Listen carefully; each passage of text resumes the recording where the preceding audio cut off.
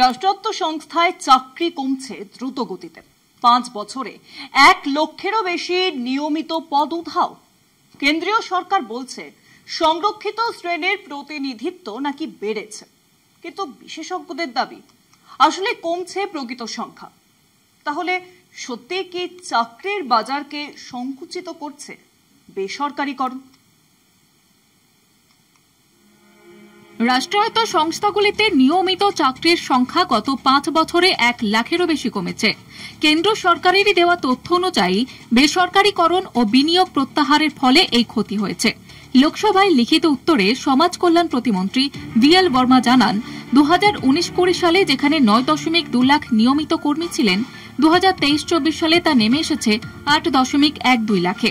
তথ্য অনুযায়ী 2020-21 সালে কর্মী সংখ্যা দাঁড়ায় 8.6 লাখ, 2021-22 সালে 8.39 লাখ এবং 2023-24 সালে 8.12 লাখে।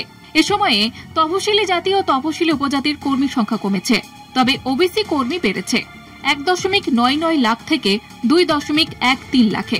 মন্ত্রীর দাবি, কর্মীদের মধ্যে এসসির হার 17.44% থেকে 17.76%, এসটির হার 10.84% থেকে 10.85% এবং ওবিসির হার 21.59% থেকে 26.24% পৌঁছেছে। অর্থনীতিবিদ সন্তোষ মেহরোত্রা জানিয়েছেন, মোট কর্মী সংখ্যা 5 বছরে 1.08 লাখ কমেছে, যা প্রায় 12% কম। এতে এসসি ও এসটি কর্মীর প্রকৃত সংখ্যা প্রায় 28,000 কমেছে। ফলে সংরক্ষিত চাকরির সুযোগও কমেছে।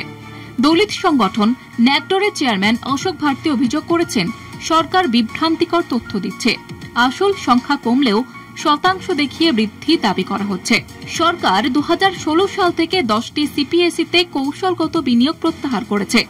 অর্থমন্ত্রক জানিয়েছে, 2014-15 থেকে এখনো পর্যন্ত 4,36,748 কোটি টাকা বেসরকারীকরণ থেকে এসেছে। দেশে বর্তমানে বেকারত্বের হার প্রায় 5%। 2022-23 সালে বার্ষিক গড় বেকারত্ব ছিল 3.2%।